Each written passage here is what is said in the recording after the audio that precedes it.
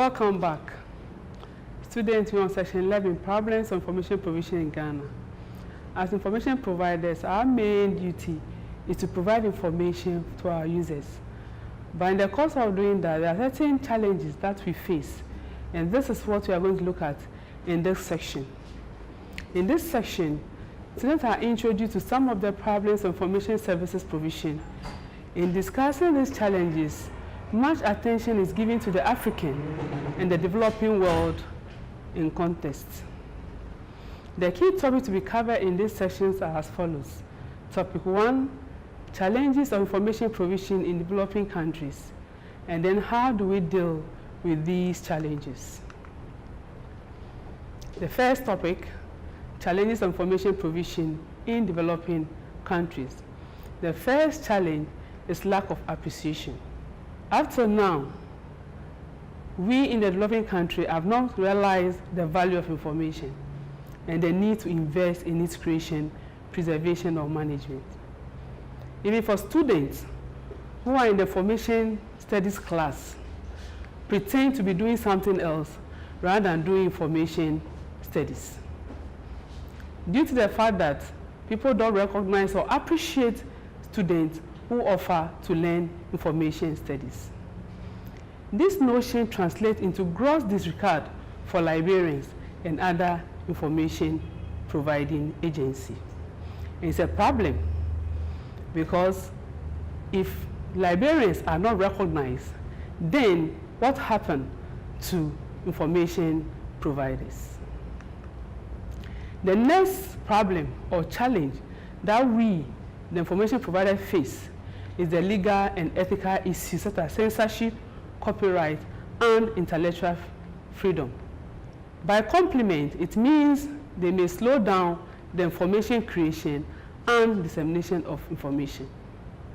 In certain situations, information users need certain information, but for political reasons, those information have been censored.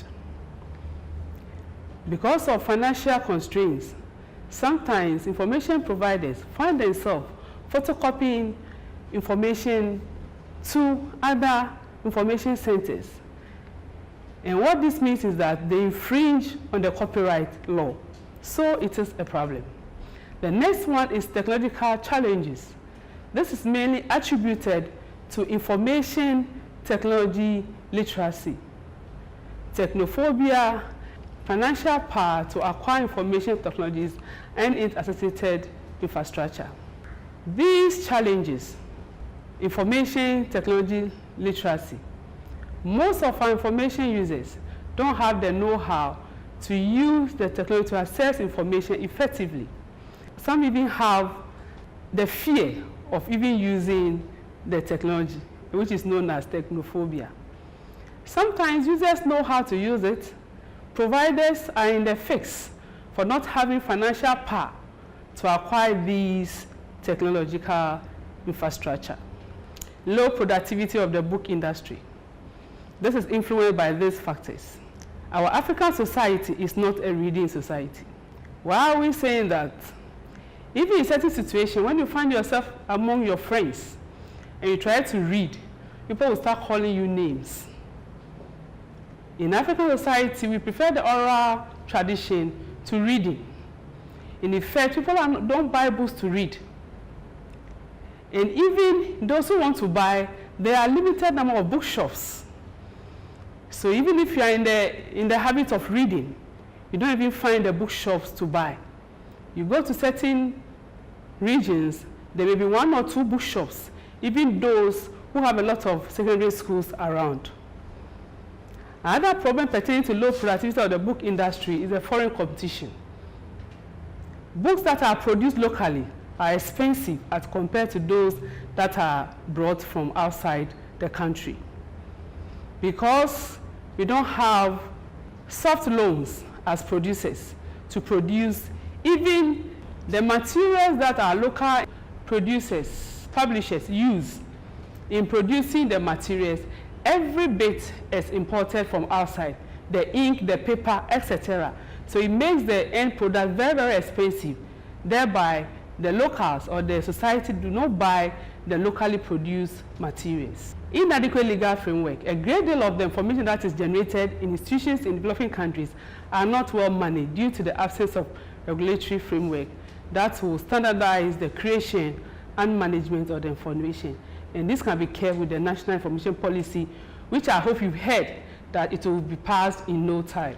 How do we deal with these challenges? One, we should build a national standards. The use of a national information policy, for example, can help standardize and coordinate the information management activity in our part of the world, thereby enhancing the information services within these developing countries. A national information policy presents a formal institutional framework, logistical provision, and legal backing that are essential for the establishment and sustenance of viable information systems and services for development.